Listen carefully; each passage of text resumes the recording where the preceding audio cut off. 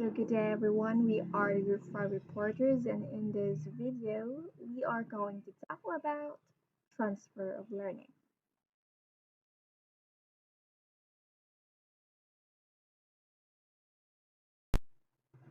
Transfer of learning is a process in which something learned in one situation is used in another situation.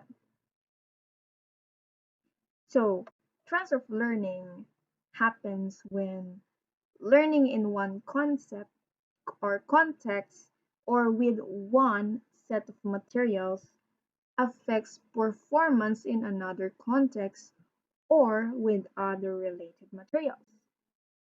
Simply put, it is applying what you previously learned to another situation. For example,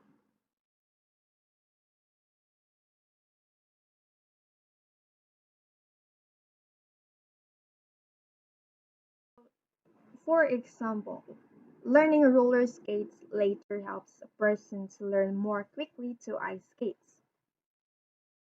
And learning to get along with classmates in preschool helps the child adjust and relate well with classmates in the big school. So the example number one, learning roller skates later helps a person to learn more quickly to ice skates.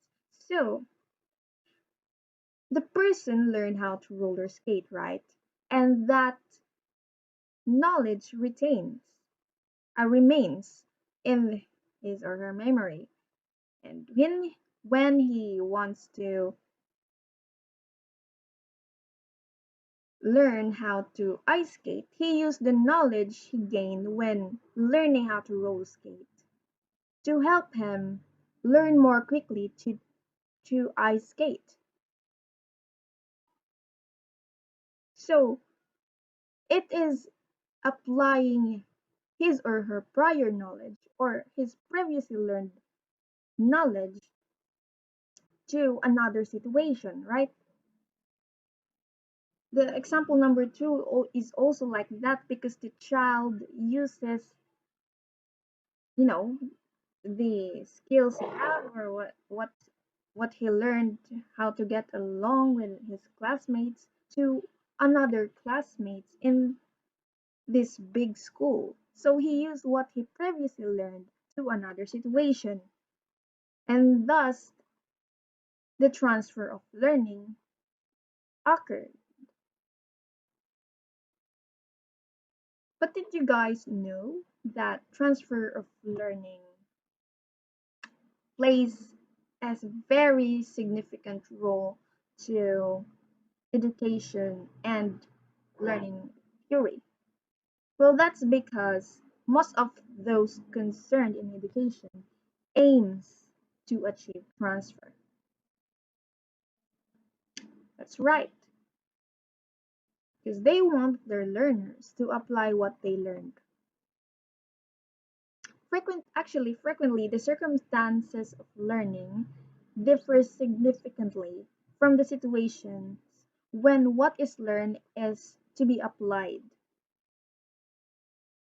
in home, job, whatever, or in real life. As a result, the educational goals are not met until transfer of learning occurs. This makes transfer a very important aspect of instruction. It may be true that in most cases, the goal of transfer of learning from classroom to real life, from classroom to real life situation is not achieved. So it is vital as future educators to have clear understanding of how or what's best to teach our learners or our students so that transfer of learning is facilitated. After all, what good is there in providing our students tons of knowledge and multitude of skills if they cannot apply it when they need it or when they need to? Right. Now let us proceed then to the types of transfer to be discussed by Kyla Talige. So, I will discuss about the types of learning. We have the positive transfer, negative transfer, near transfer, and lastly, the far transfer. First, we have the positive transfer. It occurs when learning in one context improves performance in some other context.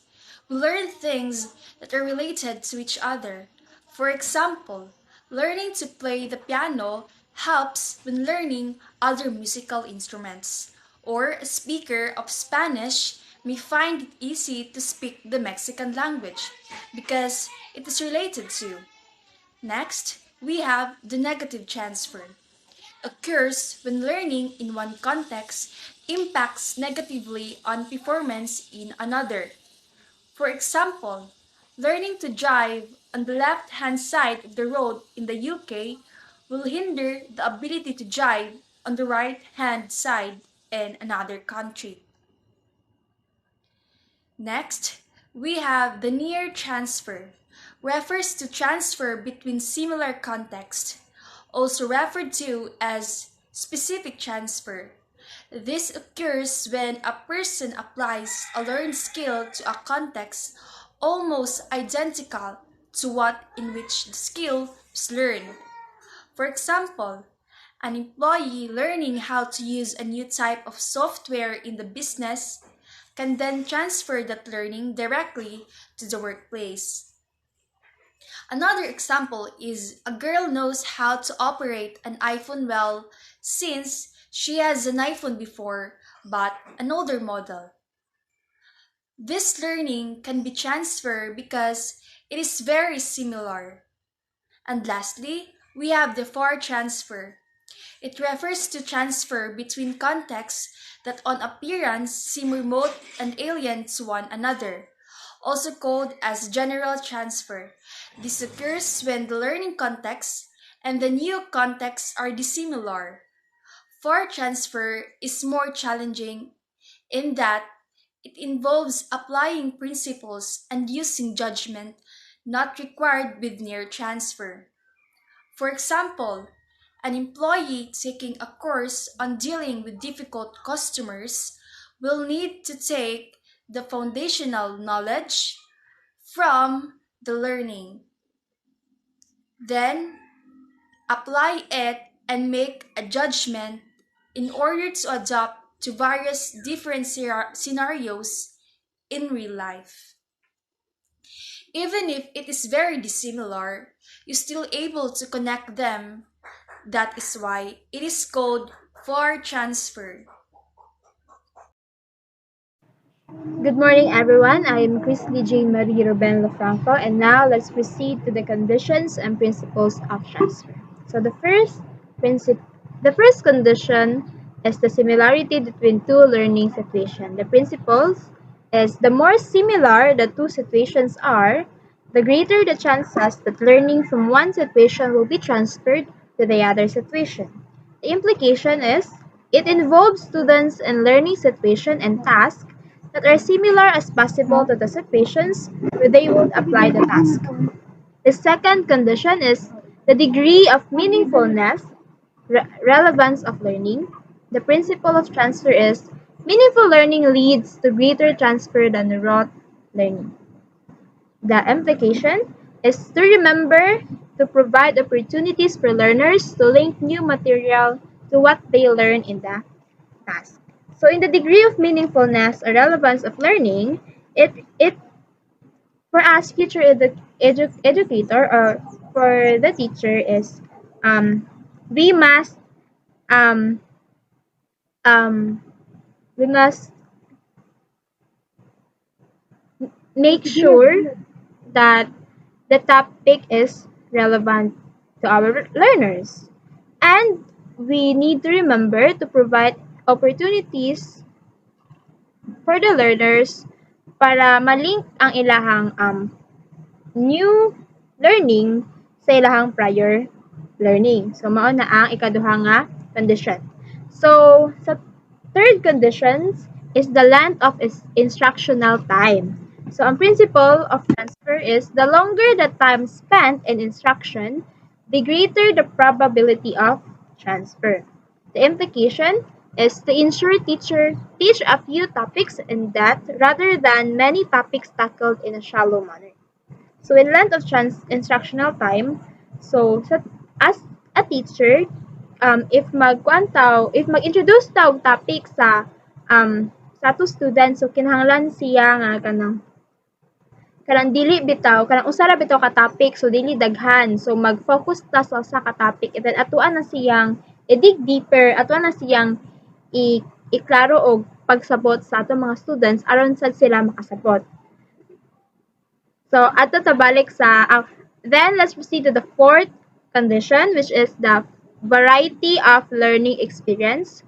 So the principle is exposure to many and varied examples and opportunities for practice to encourage transfer.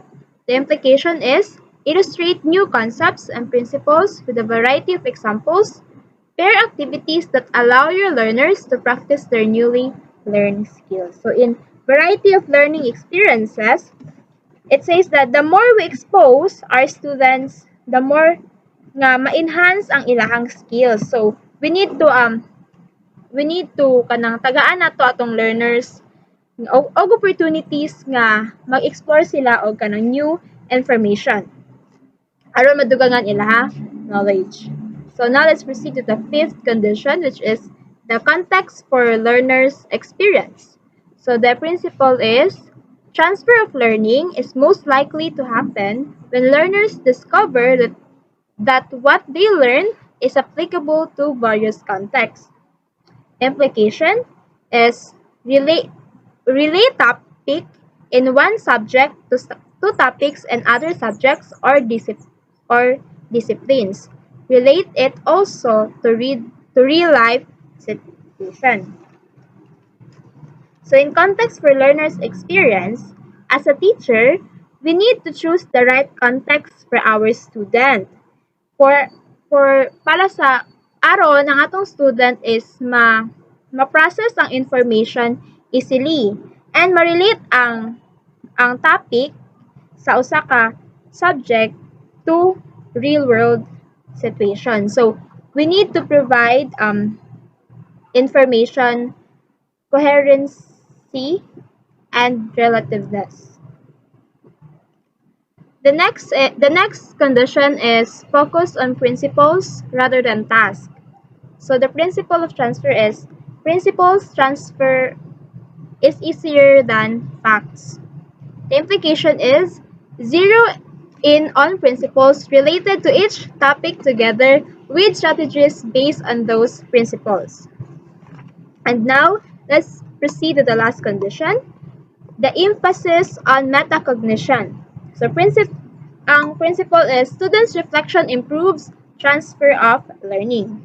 The application is encourage students to take responsibility for their own learning and to reflect on what they learn. So, di ba natakal naman nato ang metacognition, no?